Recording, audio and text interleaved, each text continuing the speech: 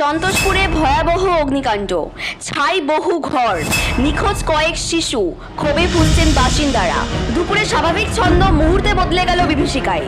কেউ ভাত খাচ্ছিলেন, কেউ সদ্য ভাত খেতে বসেছিলেন। ঠিক সেই সময় আগুনের লেলিহান শিখা গ্রাস করে নেয় আকরা সন্তোষপুরের 16 বিঘে বস্তি। চোখের সামনে পুড়ে ছাই হয়ে যায় সাজানো ছোট ছোট ঘর।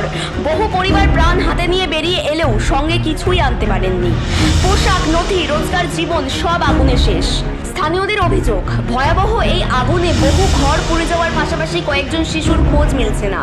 কারো দাবি 4-5 জন, আবার কেউ বলছেন 6 থেকে 7টি শিশু নিখোঁজ। আতঙ্ক আর অনিশ্চয়তায় কার্যত স্তব্ধ গোটা এলাকা। এক বাসিন্দার কথায় 29 তারিখ ভোট, ভোটার কার্ড সব পুড়ে গেছে, আসুক এবার ভোট চাইতে। আমাদের নিরাপত্তা দিতে পারে না, না দিদি না মোদি। ক্ষোভে ফেটে পড়েছেন বহু মানুষ। পুড়ে গিয়েছে আধার ভোটার কার্ড সহ প্রয়োজনীয় কাগজপত্র। ঘড়িতে তখন প্রায় 1:40। স্থানীয়দের দাবি, আচমকাই আগুন ছড়িয়ে পড়ে, মুহূর্তে কালো ধোঁয়ায় ঢেকে যায় এলাকা। নিঃশ্বাস নেওয়া কঠিন হয়ে ওঠে। দমকল পৌঁছাতে দেরি হয়েছে বলেও অভিযোগ তুলেছেন বাসিন্দারা।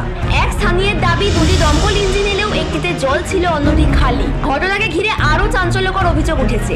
স্থানীয়দের একাংশের দাবি, ট্রেনের ওভারহেড তার ছিঁড়ে পড়ে একজন আহত হয়েছেন, একজনের শরীর পুড়ে গিয়েছে।